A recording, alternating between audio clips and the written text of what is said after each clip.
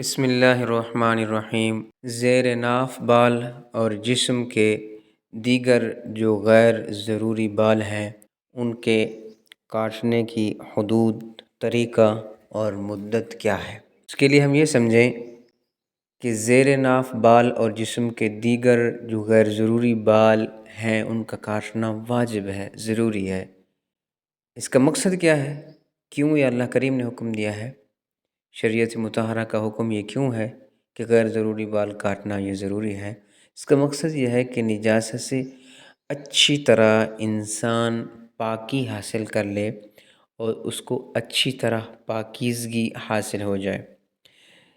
40 دن تک یا اس سے زائد بلا وجہ یہ بال چھوڑنا یہ مکروہ تحریمی ہے، یعنی آخری جو حد ہے اس کی وہ 40 دن ہے۔ اس کے اوپر ہم جائیں گے تو پھر ہم گناہ گار ہوں گے۔ زیر ناف بالوں کی حد ناف کے نیچے سے شرمگاہ تک اور اس کے آس پاس کا حصہ خصیتین، اسی طرح پخانے کے مقام کے آس پاس کا حصہ اور رانوں کا صرف وہ حصہ کہ جہاں نجاست ٹھہرنے یا لگنے کا خطرہ ہو، یہ تمام بال کاٹنے کی حد ہے۔ وہ بال جو دبر یعنی پخانہ کے مقام کے قریب ہوں، ان میں نجاست رہ جانے کا امکان ہو، انہیں کاٹنا بھی ضروری ہے۔ پھر مرد کے حق میں زیر ناف جو بال ہیں ان کے کاٹنے کے لیے اس کو چاہیے کہ بلیڈ یا اس طرح یا اسی طرح ریزر کا استعمال بہتر ہے۔ کیوں؟ اس سے بال جڑ سے ختم ہو جاتے ہیں اور طبی اعتبار سے بھی یہی بہتر ہے۔ اور عورتوں کے لیے کیا ہے؟ ان کے لیے یہ ہے کہ وہ پاؤڈر کا یا کریم کا استعمال کریں، یہ ان کے لیے بہتر ہے۔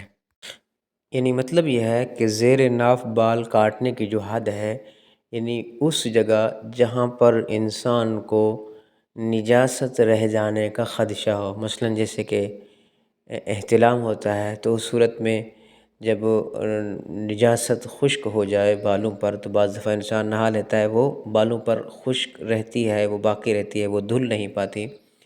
تو اس وجہ سے جہاں پر نجاست رہنے کا خدشہ ہو تو وہاں سے وہ بال کاٹنا ضروری ہے۔ اسی طرح جو پخانے کا مقام ہے وہاں پر بھی بعض دفعہ ایسا ہوتا ہے نجاست رہ جانے کا خدشہ ہوتا ہے، استنجا انسان کرتا ہے لیکن اس کے باوجود، تو وہاں پر بھی بال کاٹنا ضروری ہے۔ تو یہ تھے چند مسائل زیر ناف اور غیر ضروری جو بال ہیں انسان کے، یہ ان کے مسائل تھے۔ امید کرتا ہوں آپ کو یہ سمجھ آ گئے ہوں گے۔ جزاکم اللہ خیرا۔ السلام علیکم ورحمۃ اللہ۔